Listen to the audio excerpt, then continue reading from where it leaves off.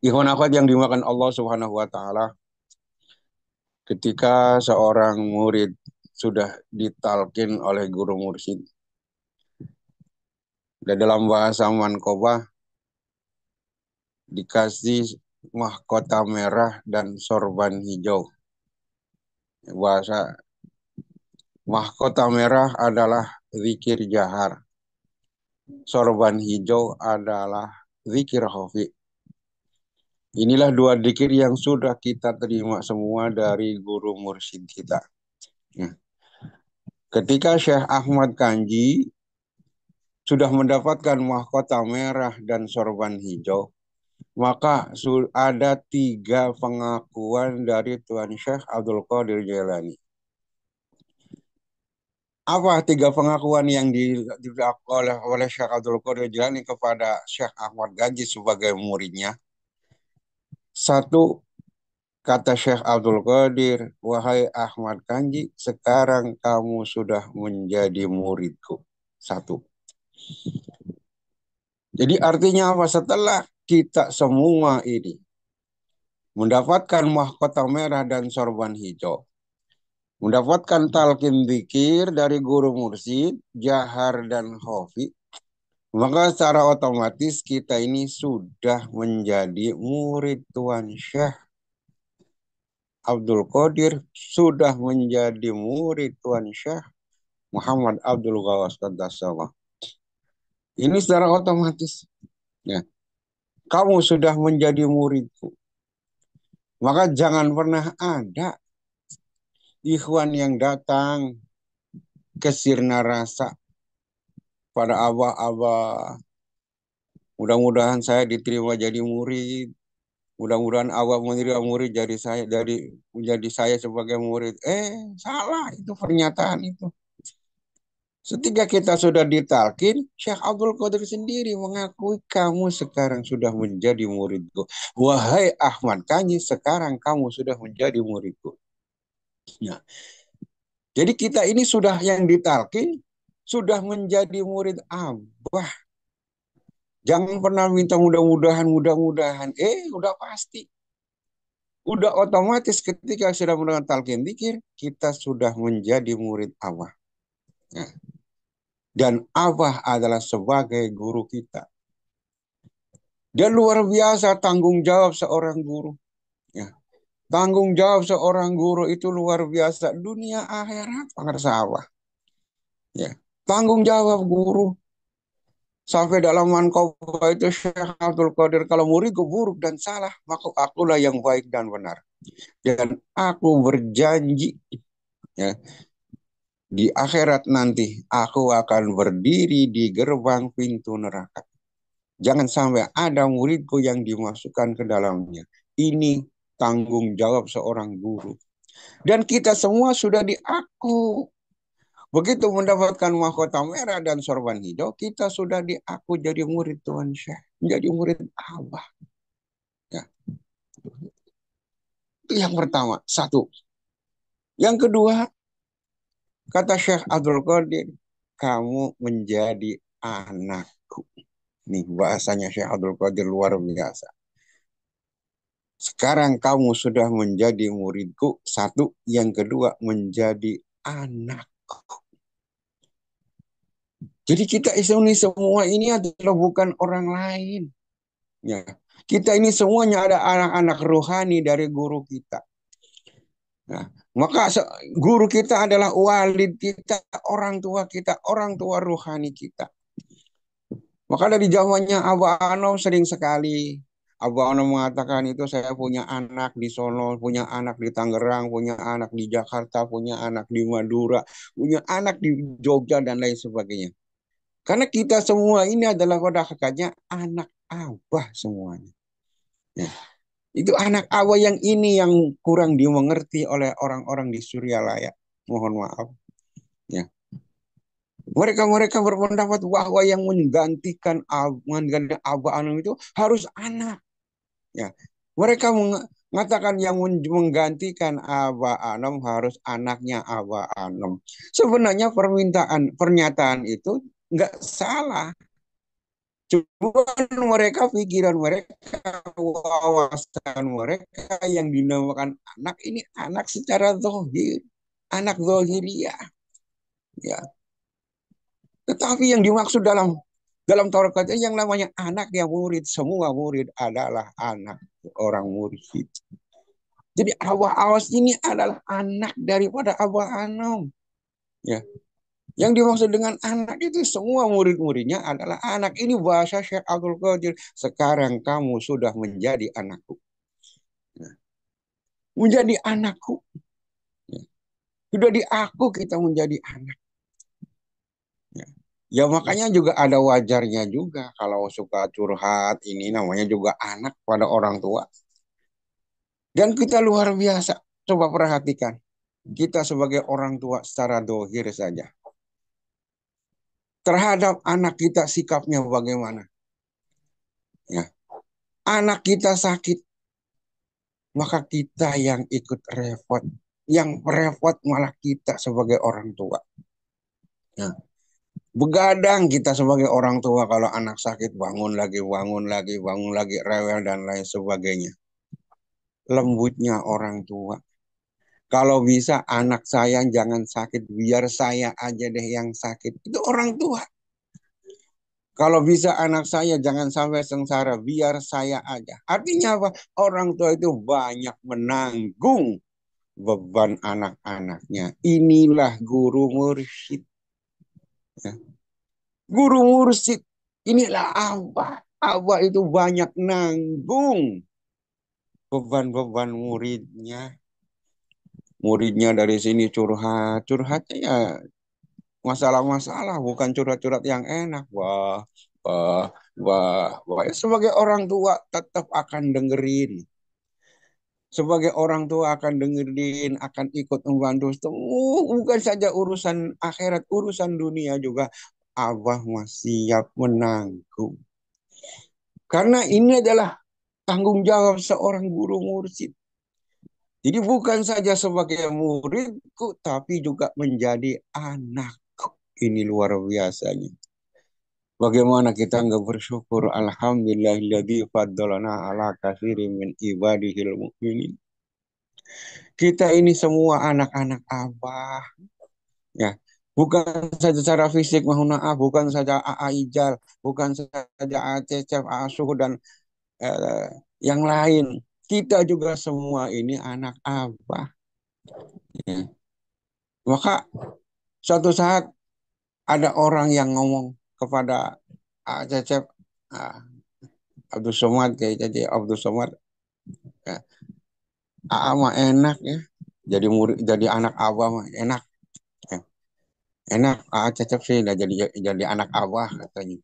Ya mungkin orang nyangkanya itu anak secara dohir. Tapi Cecep membantah, siapa bilang saya ini jadi anak abah? Ya secara dohir. Saya ini bukan anak abah, saya ini murid abah katanya. Itu luar biasanya. Jadi kita ini adalah di samping sebagai murid juga sebagai anak abah. Ya. Maka semua kalau ada seorang mursyid kemudian berkelanjut pasti ada ganti. Yang gantiin siapa? Ya anaknya.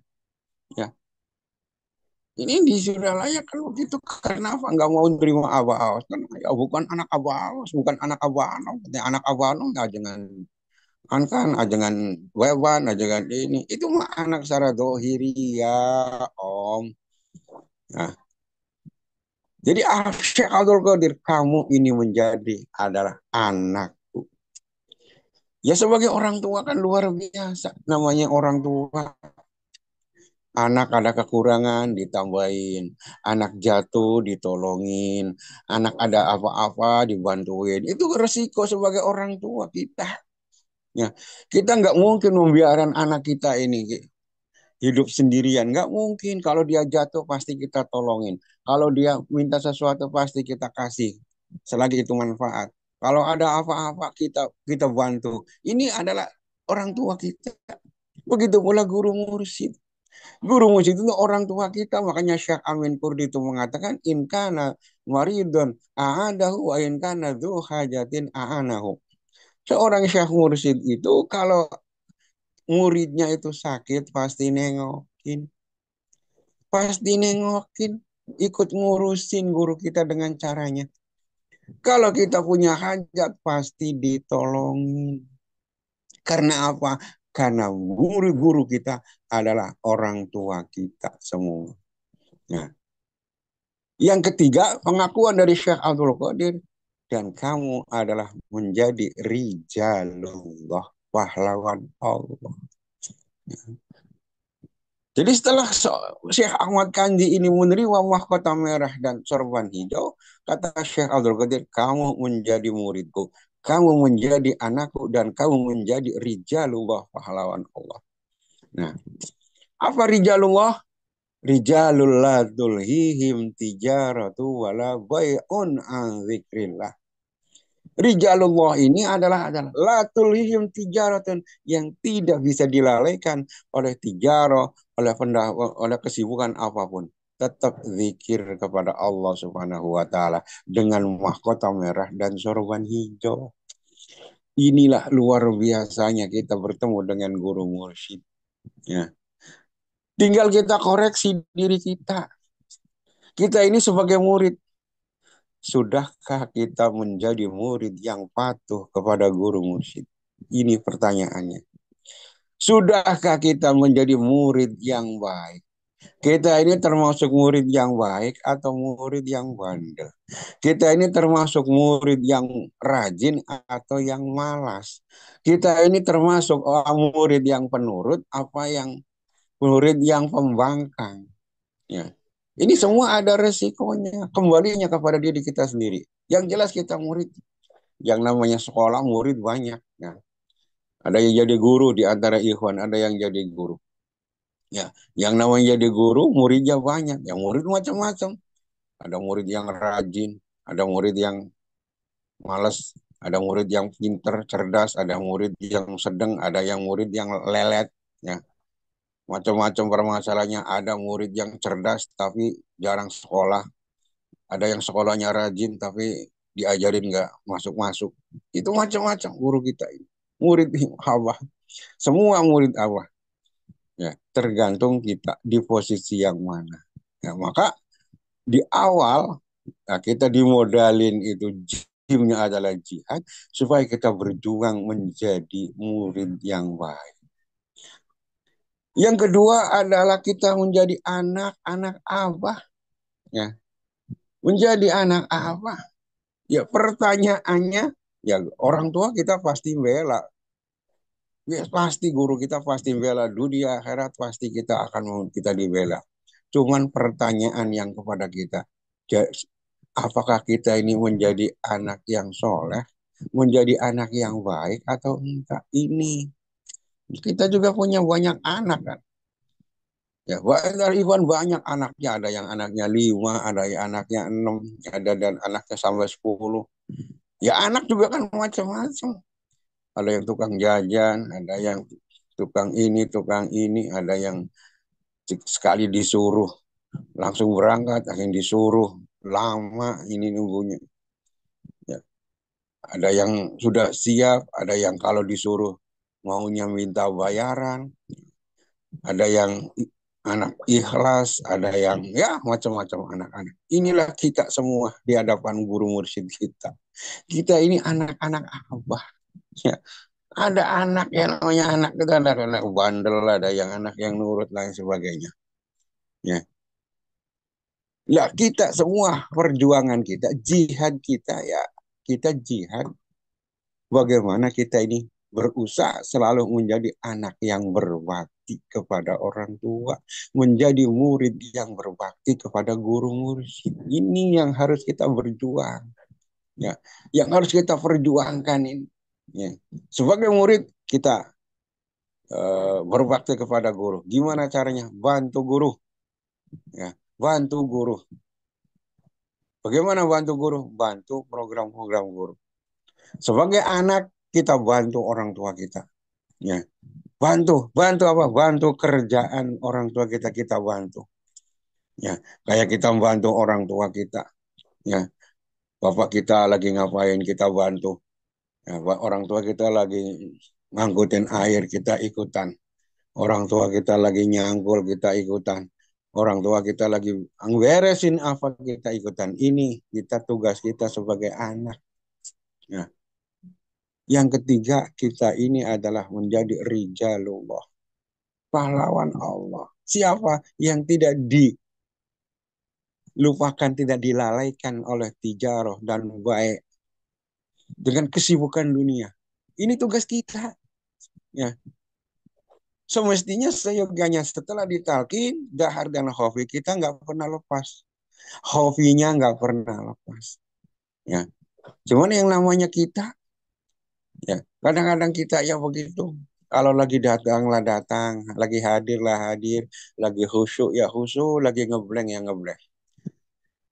Ya, kadang-kadang lagi zikirnya lagi bagus, kadang-kadang lagi kumat, ya ibadahnya, zikirnya, manakibnya, khatamannya lagi rajin, rajin. Kadang-kadang kita, kadang-kadang juga lagi datang malesnya kita jadi malas. Tapi kita harus berjuang juga, harus jihad kita. Sebab musuh kita ini nggak kelihatan, nafsu dan setan.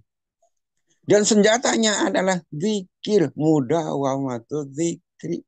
Ya, tanpa mudawamatu zikri, tanpa alat ini kita nggak mungkin menang melawan setan. Ya. Maka mahkota merah dan sorban hijau ini jangan sampai lepas. Jangan sampai lepas. Ya. Makanya kita disuruh bawa tongkat kemana-mana. Tongkat itu. Tongkat. Ya. Zikir la ilaha illallah dan zikir khofit. Dibawa kemana-mana ini tongkat. Pakaian Syekh Abdul Qadir. Ya. Pakaian Syekh Abdul Qadir dalam mankobah Tuan Syekh itu. Ya, selalu tidak pernah menolak yang minta. Walau yang dimintanya adalah pakaian yang sedang beliau pakai. Syekh Abdul Qadir sedang berpakaian, ada yang minta dikasih. Apa pakaiannya? Zikir. Ya. Jadi zikir. Artinya apa? Dimanapun, kapanpun, jam berapapun, ada orang minta talkin zikir, kasih, jangan ditunda. Inilah la tulhim tijaratu wala bai'un an zikrillah. Ya. Maka sekarang tugas kita. Kita sudah diaku menjadi murid Allah. Kita sudah menjadi diaku ada menjadi anak Allah. Dan kita sudah diakui oleh Allah menjadi rijalullah. Cuman kita sedang berjuang saja. Terus berjuang supaya memang benar-benar kita ini menjadi murid yang baik, menjadi anak yang berbakti, menjadi rijalullah yang memang tidak pernah dilalaikan oleh apapun, selalu hati ini ingat kepada Allah Subhanahu wa taala. Wallahu alam kurang lebihnya. Assalamualaikum warahmatullahi wabarakatuh.